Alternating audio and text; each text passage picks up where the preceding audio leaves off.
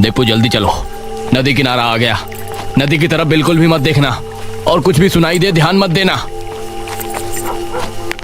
पिताजी नदी का किनारा आने पर इस तरह से क्यों डर गए? ये दोनों नदी किनारे से गुजर रहे थे, तभी पानी की आवाज आने लगी, जिसे सुनकर पिता ठिठक सा गया, लेकिन उसने नदी की तरफ नहीं देखा। तभी दीपू ने नदी की तरफ देखा। एक नाव किनारे की तरफ आ रही थी। उस नाव पर कौन बैठा था ये नजर नहीं आ रहा था। जैसे जैसे वे किनारे पर आई तो दीपू ने देखा वो एक औरत थी जिसका आधा चेहरा घूंघट से ढका हुआ था। किनारे पर आकर वो रुक गई और हाथ के इशारे से दीपू को बुलाने लगी। पिताजी, वो हमें बुला रही है। ये सुनकर पिता बुरी तरह डर गया। मैंने कहा था ना, उसकी तरफ मत देखो, अब भागो जल्दी से। ये दोनों अब वहां से तेज तेज भागने लगे और वो नाव वाली औरत वहीं खड़ी रह गई।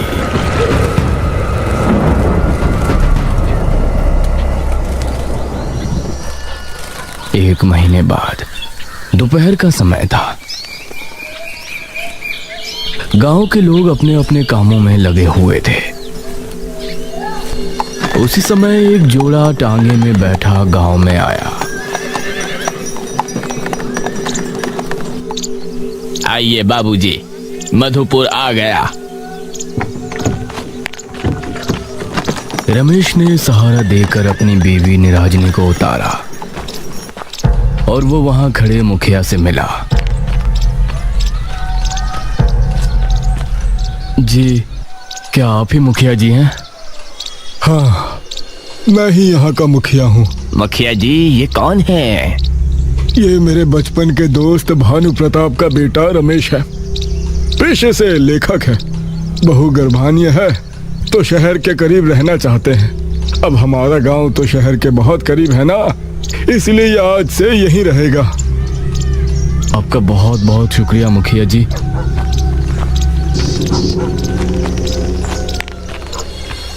रमेश और निराजनी एक घर में रहने लगे जो नदी के करीब ही था। रमेश एक अच्छी सी कहानी लिखना चाहता था और अपनी नई कहानी शुरू करने की तैयारी में था।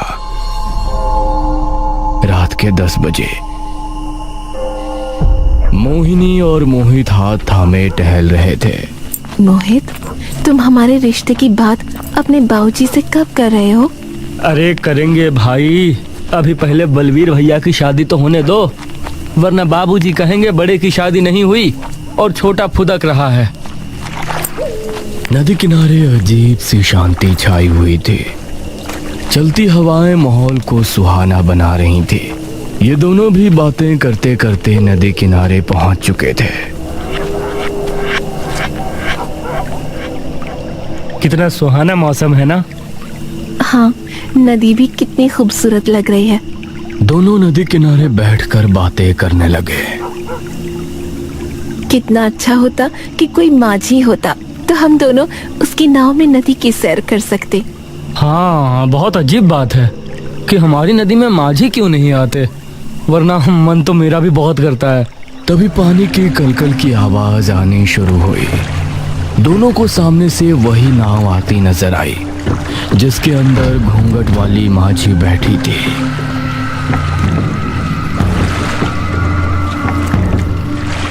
अरे वाह, ये तो बहुत अच्छा हुआ। वो देखो, माझी आ रही है। माझी किनारे पर आ गई और उसमें बैठी औरत शांत रही।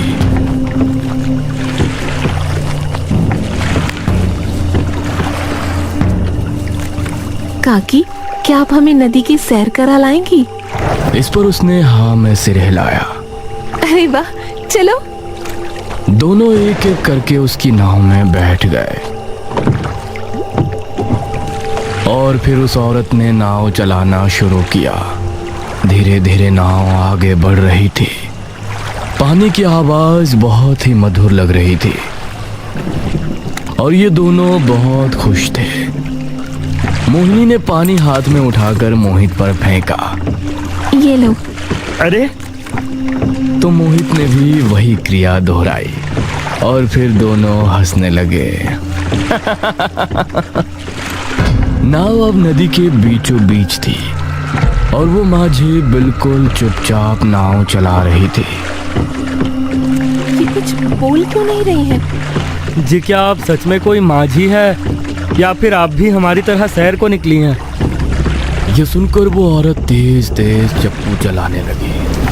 नाव की रफ्तार बढ़ गई और ये दोनों शांत भाव से उसको देखने लगे।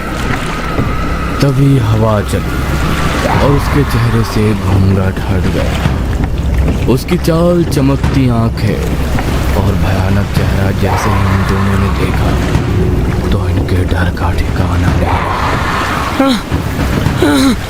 मोहिनी उसका चेहरा देख सहम गई और बेहोश हो गई।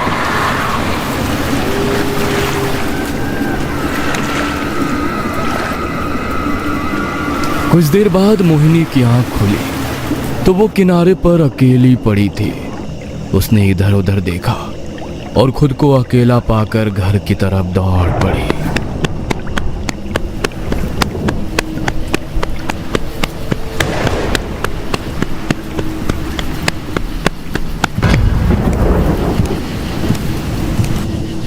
मोहिनी, अरे तुम कहाँ गई थी और कहाँ से आ रही हो इतनी रात में?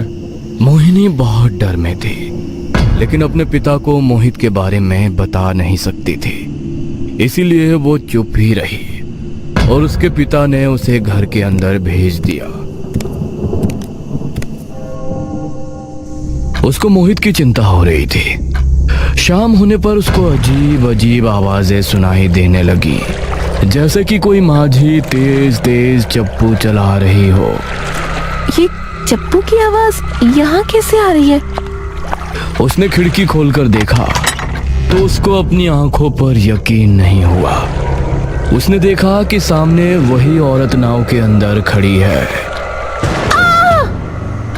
उसकी माँ उसकी चीख सुनकर वहां पहुंची। क्या हुआ बेटा?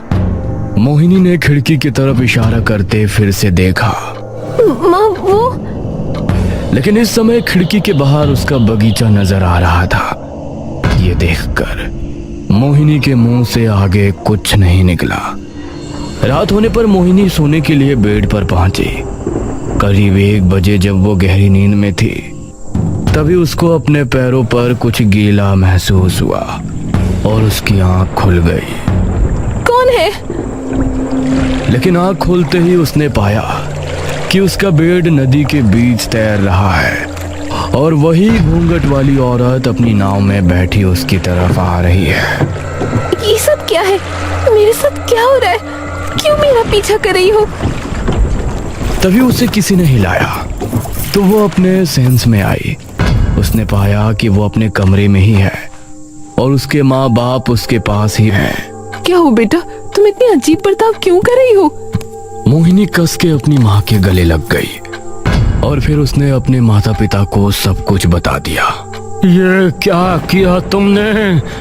अरे नदी पर गई और उस माझी की नाव में भी बैठी और ये सब आप बता रही हो? पिताजी, मैं वहाँ मोहित के साथ गई थी, इसलिए डर की वजह से आपको बताया नहीं। आप उसे पसंद कहाँ करते हैं? ये सुनकर मोहिनी के पिता ने उसकी माँ की तरफ देखा और मोहिनी को आश्वासन दिया। वो मोहिनी का खास ध्यान रखने लगे, लेकिन मोहिनी को हर जगह वो माझी दिखाई देती। मोहिनी ऐसे में मोहित को बहुत याद कर रही थी और इससे तंग आकर उसने फैसला किया कि वो उस औरत से जाकर मिलेगी और मोहित से उसके बारे में पता करेगी।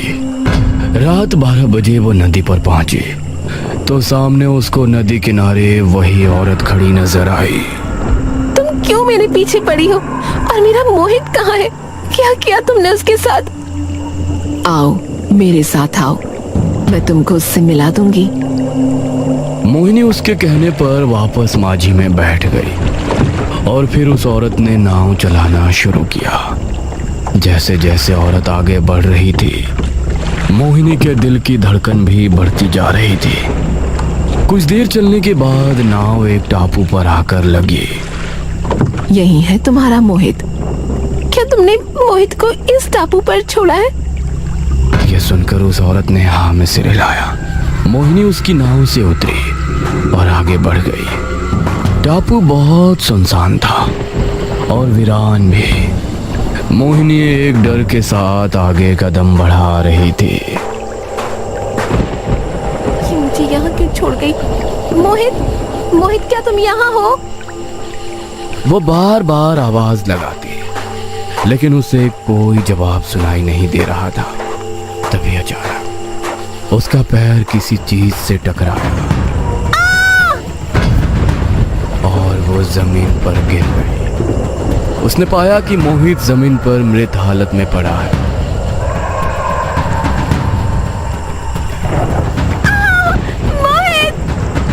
मोहिनी अब चीखती चिल्लाती वहां से वापस नदी की तरफ भागी।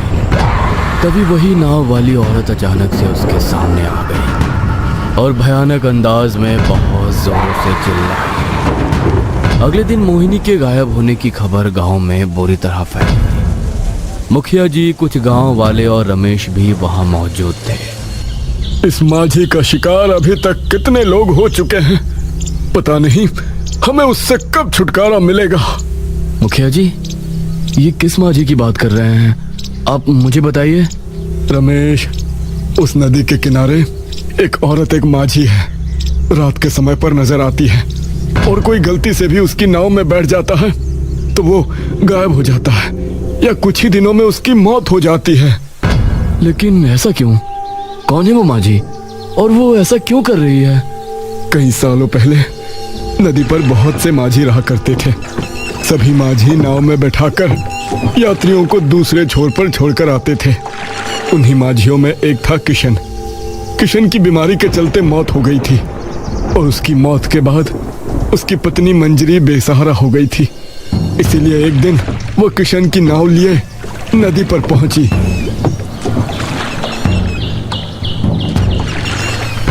ये क्या कर रही है मंजरी? तू इस नदी में माझी नहीं बन सकती। इस पर सिर्फ हम मर्द अपनी नाव चलाते हैं। औरत का काम करना गांव का और हम मर्दों का अपमान है। मुझे इस समय धन की जरूरत है और ये मेरे पति की नाव है। मैं इसे क्यों नहीं चला सकती? बावली हो गई है क्या? तने पता ना कि औरत का काम करना ठीक ना से उसे गैर मर्द गंदी नजरों से देखे से। हाँ, अगर मर्द गंदी नजरों से देखते हैं तो उनको अपनी नजर ठीक करनी चाहिए। उसमें मेरी कोई गलती नहीं। रही बात काम करने की, तो मैं भीख मांगकर अपना घर नहीं चलाने वाली। मैं इस नदी में भी अपनी नाव चलाने की हकदार हूँ और मैं भी एक माझी बन सकती हूँ। ये सुनकर बाकी सभी माझी अपने दांत भींचने लगे। सभी ने मिलकर योजना बनाई और जो भी यात्री नदी किनारे आता वो मंजरी की नाव में उसे बैठने ना देते। आइए भाई साहब, आपको उस पार जाना है, मैं छोड़ दूंगी, सिर्फ 4 आने में। तभी बलबीर आगे आकर बोला, अरे हमारा धंधा को खराब करना चाहती है क्या?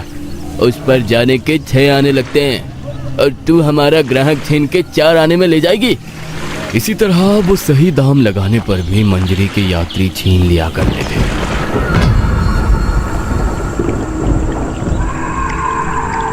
एक रात मंजरी अपनी नाव में सवार नदी किनारे बैठी थी और उसी समय एक माझी अपनी नाव के साथ वहां मौजूद था, जिसने अपना चेहरा गमछे से छिपाया हुआ था। एक आदमी अपने छोटे भाई के साथ नदी किनारे पहुंचा। उसका छोटा भाई का सर फटा था और उसको गंभीर चोट आई थी। भाई साहब, मेरे भाई को जल्दी ही वैद्य जी के पास ले जाना होगा, वरना इसकी मौत हो जाएगी। आइए भाई साहब, मेरी नाव में आइए। अरे चुप कर भाई साहब, आप मेरी नाव में आओ, मैं जल्दी पहुंचा दूंगा। शुक्रिया भाई, लेकिन मेरे पास पैसे नहीं है, मैं कल आपको दे दूंगा। अरे ये क्या कह रहे हो? पैसे नहीं है तो हम लेकर भी नहीं जाने वाले, पहले पैसे लेकर आओ। उस माझी ने गंभीर हालत में देखते हुए भी उसको ले जाने से इनकार कर दिया। भाई साहब, आप मेरी नाव में बैठ जाइए, मैं आपको छोड़ देती हूँ, आप पैसे मत देना। आपका बहुत बहुत शुक्रिया बहन। वो आदमी अपने भाई को मंजरी की नाव में बैठाने ही वाला था कि तभी बस बहुत हुआ इस मंजरी का, अब हम इसकी मनमानी नहीं चलने देंगे। यह हमारा धंधा चौपट करके ही मानेगी। अगर तुमको बिना पैसों के नहीं जाना तो मुझे इसे ले जाने दो। बेचारा कितने दर्द में है, आपको दिखता नहीं? इसको जल्दी ही वैद्य के पास नहीं ले जाया गया तो इसकी मौत हो जाएगी। हाँ दिख रहा है, लेकिन हम तुझे फ्री में नहीं ले जाने देंगे। मैं इसे आज वैद्य तक पहुंचा कर रहूंगी। ये सुनकर उस माझी को गुस्सा आ गया।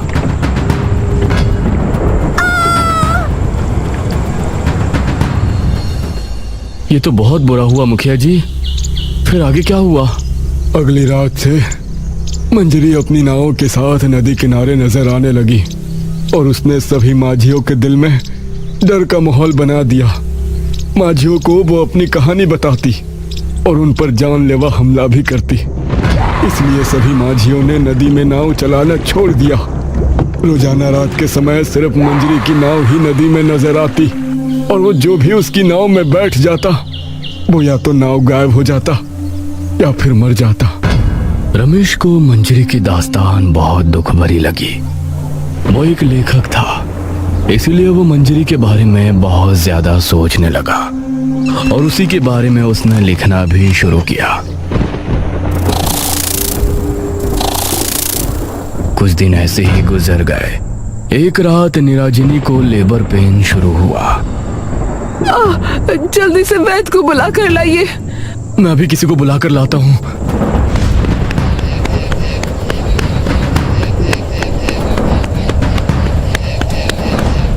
रमेश मुखिया के घर पहुंचा तो वहां हवेली के बाहर ही एक आदमी बैठा हुआ था।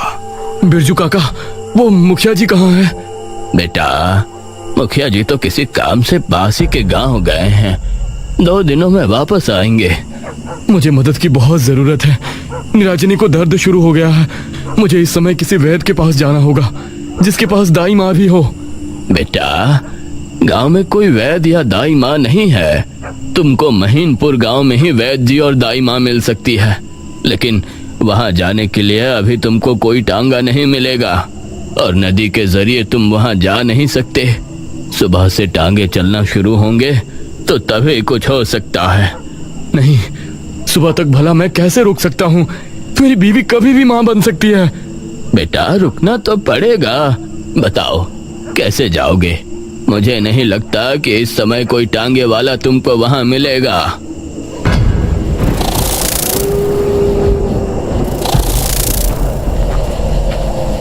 रमेश निराजनी को लेकर सरहद पर रवाना हो गया, जहां एक तरफ नदी थी और उसके ऊपर पुल जा रहा था।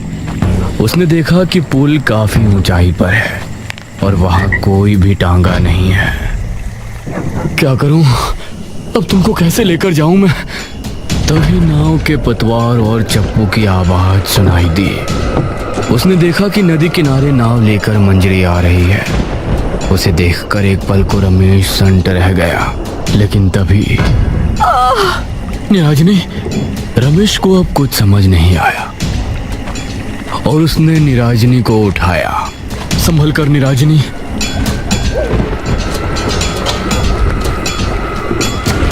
उसने निराजनी को माझी की नाव में बिठाया।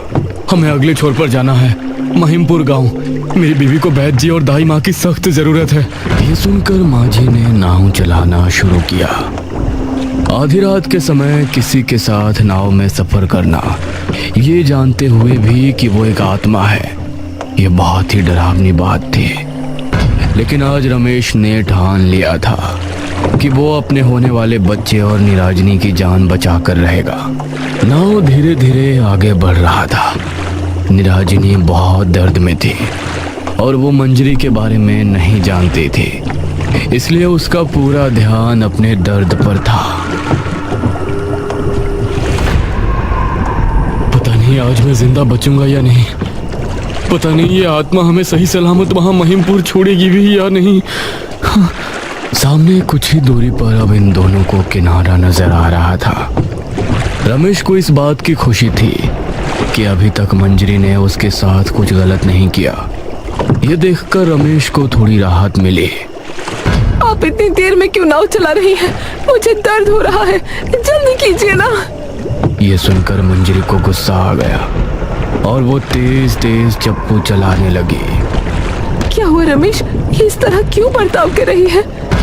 तभी मंजरी के चेहरे से घूंघट हट गया और इन दोनों ने उसका भयानक चेहरा देखा।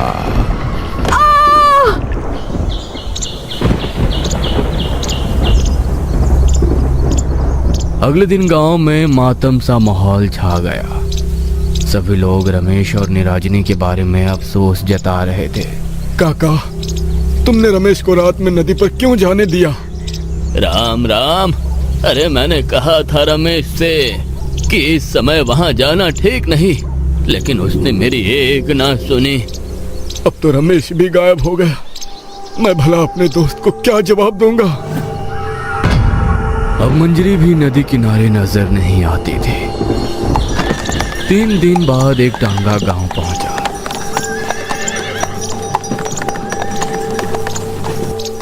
जिसके अंदर से रमेश और निराजनी को उतरता देख सभी हैरान रह गए। अरे रमेश, तुम जिंदा कैसे बच गए? रमेश और निराजनी को उसके बच्चे के साथ सही सलामत देखकर सभी खुश थे, लेकिन ताज्जुब भी थे कि मंजरी की आत्मा ने उनको कैसे छोड़ दिया। मुखिया जी, मैं एक लेखक हूं और मैं जानता हूं कि हर आत्मा तब तक ही भटकती है जब तक उसकी आखिरी ख्वाहिश पूरी नहीं हो जाती।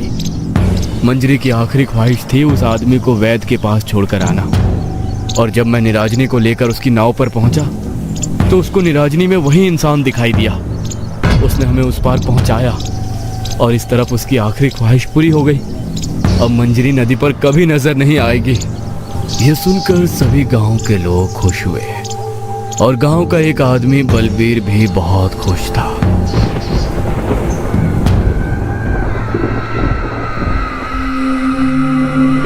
रात के समय बलबीर ने अपनी नाव पानी में उतारी।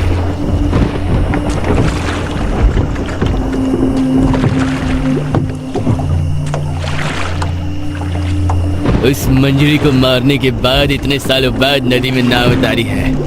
आज तो पूरी रात नदी में घूमता रहूंगा। बलबीर तेज तेज चप्पू चलाने लगा और नाव आगे बढ़ने लगी। तभी सामने से उसको मंजरी की नाव आती नजर आई और उसके चेहरे से हंसी गायब हो गई, खौफ में बदल गई। तू वापस कैसे आ गई? मुझे मारने वाला तो तू ही था ना बलबीर। तुझे मारे बिना भला मेरी आत्मा को शांति कैसे मिल सकती थी? ये कहकर मंजरी उस पर टूट पड़ी और बलबीर अपनी नाव समेत पानी के अंदर समा गया।